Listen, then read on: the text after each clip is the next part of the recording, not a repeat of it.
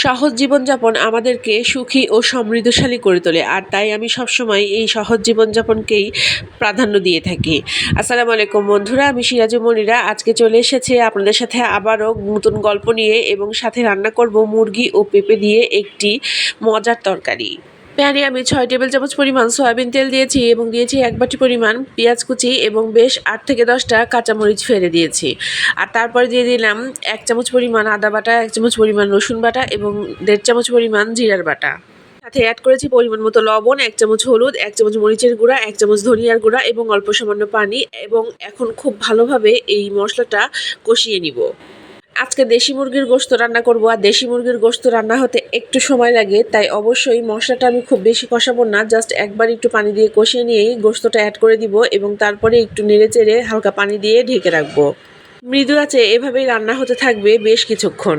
Pressure কুকারের চেয়ে হাঁড়িতে রান্না অনেক বেশি স্বাদ হয়, তাই আমি প্রেশার কুকারে এই গোশতটা রান্না করিনি, বরঞ্চ হাঁড়িতেই রান্না করেছি। একটু সময় নিয়ে রান্না করেছি, তবে রান্নাটা খেতে অনেক ভালো হয়েছিল। এখন অ্যাড করে দিলাম একটু দারচিনি ও এলাচের গুঁড়া এবং তার সাথে অল্প সামান্য পানি। গোশতের পানিটা একটু শুকিয়ে আসলে তারপরে আবার একটুখানি পানি অ্যাড করব এবং তারপরে গোশতটা প্রায় আধা সেদ্ধ হয়ে গেলে অ্যাড করে দিব কেটে ও ধুয়ে রাখা পেঁপের টুকরো। পেঁপে দিলে যে কোনো গ্রেভি একটু ভালো হয়, মানে ঘন হয়, আর গোশতটাও খুব দ্রুত সেদ্ধ হয়ে যায়। হালকা একটু নেড়ে চেড়ে ঢাকনা দিয়ে ঢেকে মৃদু আঁচে রান্না করব। আর আজকে এই গোশতটা খাওয়ার জন্য অল্প সামান্য পোলাও রান্না করব, তাই পোলাওটাও আমি হালকা করে ভুনে নিয়েছি। খুব অল্প সামান্য সয়াবিন তেলে আমি পোলাও রান্না করি, যাতে পোলাওটা হেলদি হয়। আর দেখেন আমার পোলাওয়ে এখন আমি পানিটা অ্যাড করে দিব। আমি সবসময় পোলাওয়ে গরম পানি অ্যাড করি, আর আজকেও কিন্তু গরম পানি অ্যাড করব।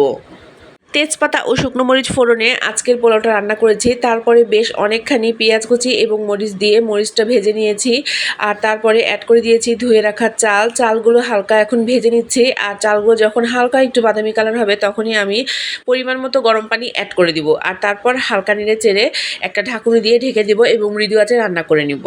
পোলাও রান্নার সময় আমি সবসময় একটু গরম পানি এক্সট্রা রাখি, যদি পরে লাগে তখন অ্যাড করি।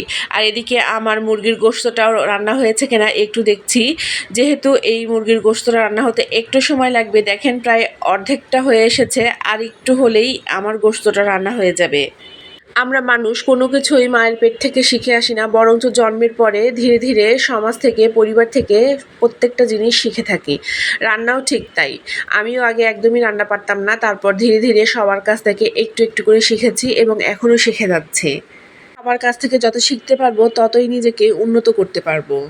আমার এই মজার রান্নাটা একদম তৈরি হয়ে গিয়েছে, আর অন্যদিকে পোলাওটাও রেডি। এখন আমি খাবারটা সার্ভ করে দিচ্ছি। আজকে তাহলে এখানেই শেষ করছি। সবাই ভালো থাকবেন। আল্লাহ হাফেজ।